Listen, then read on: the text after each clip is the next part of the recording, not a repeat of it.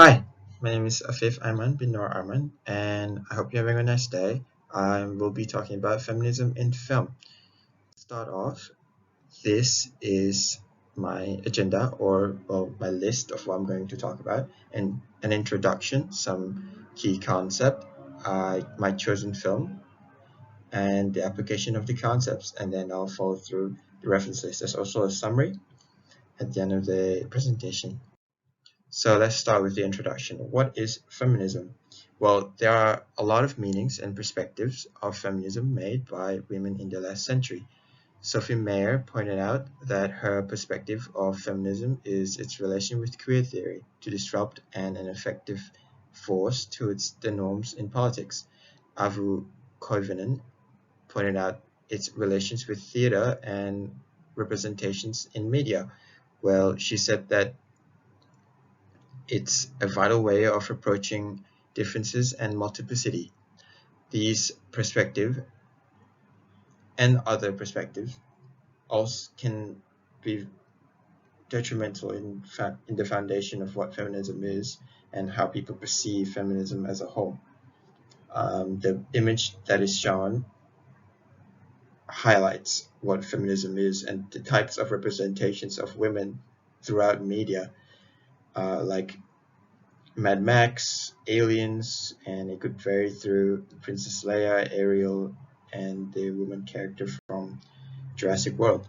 Now let's start with what is the male gaze. Now the male gaze is a key concept here actually.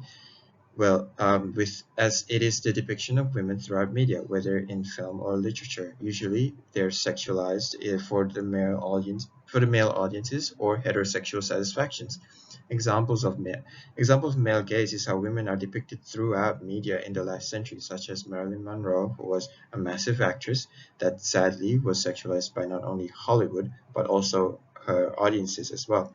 Furthermore, Princess Leia from Star Wars, played by Carrie Fisher, that was also unfortunately sexualized during her sixth movie, The Return of the Jedi, where she was dressed as in a bikini, in a gold bikini, as Jabba the Hutt's slave.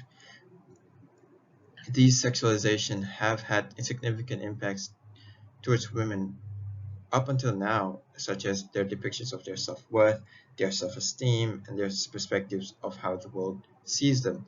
And to further emphasize these effects, women are seen now as powerful as back then. They had to uphold this standard where they have to be pretty or they have to be skinny, which is why representations of women are so important in media, and the male gaze is a reason why we need to stop sexualizing these characters and these actresses, as they are only women. They're not objects. We can't objectify them either as men or heterosexual people.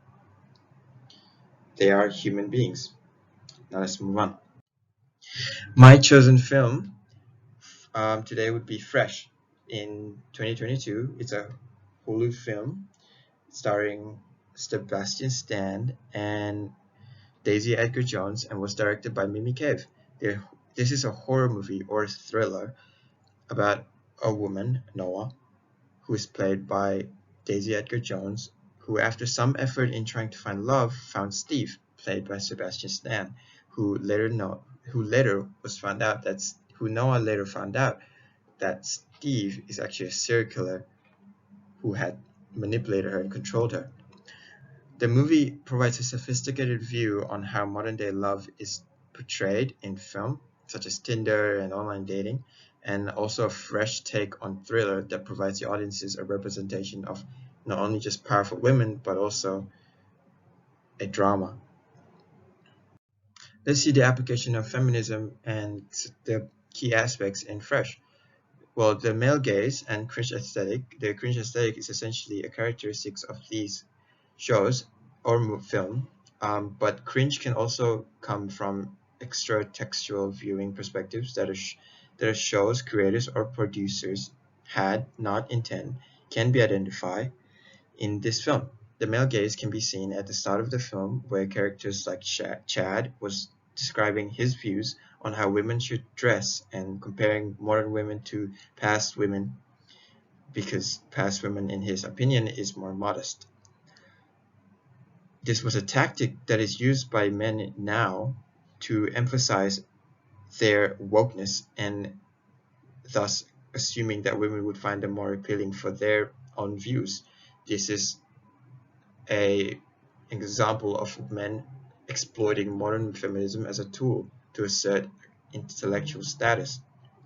Furthermore, this follows up to the cringe aesthetic, which is shown as the audiences feel awkward watching these two characters interact, as Chad asks Noah to pay for half of the food, which when he ate all the food himself. And we're moving on to stereotypes.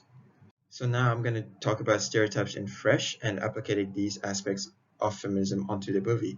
Now, the women in the film represents a challenge to both racial and cliché tropes in the film, such as the best friend Molly, who is a black woman and was detrimental to the plot, as she was the one who saved Noah.